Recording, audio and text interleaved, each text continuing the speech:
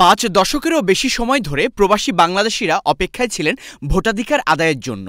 অবশেষে সেই স্বপ্ন বাস্তবায়নের পথে। প্রবাসীদের ভোট গ্রহণের জন্য 3টি বিকল্প পদ্ধতি প্রক্সি ভোট, অনলাইন অথবা পোস্টাল ব্যালট নিয়ে রাজনৈতিক দলগুলোর সঙ্গে মত বিনিময় করেছিল নির্বাচন কমিশন। সেখানে বেশিরভাগ দলই প্রক্সি ও অনলাইন ভোটের বিরোধিতা করেছিল। সর্বশেষ ইসি পোস্টাল ব্যালটে ভোটের বিষয়ে সিদ্ধান্ত নিয়েছে। ইসির সাথে প্রবাসীদের ভোটাধিকার নিয়ে কাজ করা ব্যারিস্টার নাজির আহমেদ জানান, রাজনৈতিক দলগুলো সবসময় মূলা ঝুলিয়ে রাখার কারণে এই দাবি 54 বছরে বাস্তবায়ন হয়নি, যেটি অরাজনৈতিক সরকার করিয়ে দেখিয়েছেন কয়েক মাসে। সদিচ্ছার অভাব ছিল। সদিচ্ছা এবং কমিটমেন্ট এবং প্রবাসীদের প্রতি যদি আসলে আন্তরিক থাকতেন তাহলে এতদিন আমাদেরকে আন্দোলন করতে হতো না, ক্যাম্পেইন করতে হতো না। কীভাবে ভোট দেবেন এইটা নিয়ে নির্বাচন কমিশন গভীরভাবে চিন্তা করেছে। মোটামুটি 4-5টা মেথডে ভোট দেওয়ার কথা তারা আলোচনা করছিলেন। একটা হচ্ছে proxy vote, postal vote, electronic vote এবং ফিজিক্যাল ভোট। তো প্রিডমিনেন্টলি তারা পোস্টাল ভোটের মাধ্যমে আধুনিক পদ্ধতিতে করবেন, আর কিছু কিছু ক্ষেত্রে হাইব্রিডের ব্যবস্থা করার চিন্তা করছেন। এবং আমি জোর দিয়েছি বিশেষ করে আমেরিকা এবং যুক্তরাজ্যে ফিজিক্যাল ভোটের ব্যবস্থা করা যায় কিনা না সেটা যাচাই করে দেখা দরকার। ভোটাধিকার নিয়ে কাজ করা ব্যারিস্টার আতাউর রহমান বলেন, সব প্রবাসীদেরই উচিত ভোট দেওয়া, না হলে সকল কষ্ট বৃথা যাবে। বিশেষ করে আমরা যারা বাংলাদেশ থেকে এখানে যারা আসছি তারা সবাই অনেক সময় আমরা চিন্তিত হয়ে পড়ি, দেশের সার্বিক যে সম্পত্তিগুলো আমাদের বেহাত হয়ে যায় কিনা। আমাদের কমিউনিটি শুধু সিলেটি কমিউনিটি না, প্রবাসী বাংলাদেশি কমিউনিটি যেখানে আছেন সবাই যাতে আমরা আমাদের এই অধিকারটা এক্সারসাইজ করি।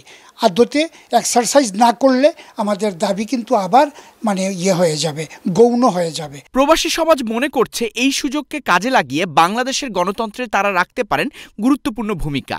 এই বিষয়ে আরেক ভোটাধিকার ক্যাম্পেইনার ব্যারিস্টার সাইফুদ্দিন খালেদ বলেন, এখন থেকে রাজনৈতিক দলগুলো নিজেদের স্বার্থে হলেও প্রবাসীদের গুরুত্ব দিতে বাধ্য হবেন। জনপ্রতিনিধিরা যখন দেখবেন ওনাদের জন্য আমাদের ভোটগুলো দরকার, তখন আমাদের দাবি দেওয়ার ব্যাপারে আমাদের প্রতি, আমাদের বিভিন্ন বিষয়াদির প্রতি ওনারা আন্তরিক হবেন। একক প্রচেষ্টা এটা হয় নাই, এটা সবাই মিলে দীর্ঘদিনের প্রচেষ্টার ফসল। Congratulations to all expatriates of Bangladesh living outside the UK. দীর্ঘ 30 বছর ধরে এই বিষয়ে কাজ করা কমিউনিটি নেতা আবু তাহের চৌধুরী বলেন, প্রবাসীদের উচিত দ্রুত রেজিস্ট্রেশন করে বাংলাদেশের গণতন্ত্র রক্ষায় অংশগ্রহণ করা। আমাদের ভোটার নয়, আমরা কীভাবে ভোট দেবো? আমাদের 1.5 কোটি প্রবাসী আমরা আছি বহির্বিশ্বে।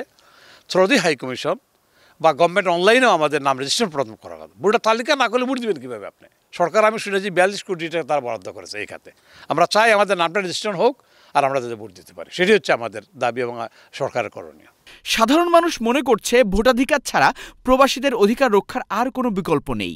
এই গভর্নমেন্টের নির্বাচন কমিশনার যেভাবে এই কথা শুনেছে, রক্ষা করেছে, আমরা সবাই আনন্দিত। এই যে ভোটাধিকারটা একটা নিশ্চিত হওয়ার একটা ঘোষণা আসলো, এটা নিঃসন্দেহে একটা ভালো ঘোষণা এবং প্রবাসীদের যে অধিকার, এই অধিকার রক্ষার ক্ষেত্রে একটা স্টেপ ফরওয়ার্ড, এটাকে আমরা অ্যাপ্রিসিয়েট করি। ইসির এই ঘোষণার পরপরই মানবাধিকার সংগঠন human rights and piece for Bangladesh সংবাদ সম্মেলন এবং আনন্দ অনুষ্ঠান আয়োজন করে। আমরা দীর্ঘদিন যাবৎ এ নিয়ে human rights and piece for Bangladesh আন্দোলন করে যাচ্ছি এবং অন্যান্য সংগঠনও আন্দোলন করছে। সুতরাং এটা আমাদের জন্য আজকে একটা শুভ দিন। আমরা যদিও চেয়েছি যে সরাসরি হাই কমিশনে মানুষ ভোট দিবে, প্রবাসীরা ভোট দিবে, কিন্তু এরপরেও প্রাথমিক পদক্ষেপ হিসাবে এটা শুরু করায় আমরা ধন্যবাদ জানাই। বাংলাদেশের গণতান্ত্রিক অভিযাত্রায় প্রবাসীদের এই অন্তর্ভুক্তি নিঃসন্দেহে একটি যুগান্তকারী পদক্ষেপ। এখন দেখার পালা তারা কতটা সক্রিয়ভাবে এই অধিকারে অংশ নেন। আসাদুজ্জামান শুভ, চ্যানেল এস নিউজ, লন্ডন।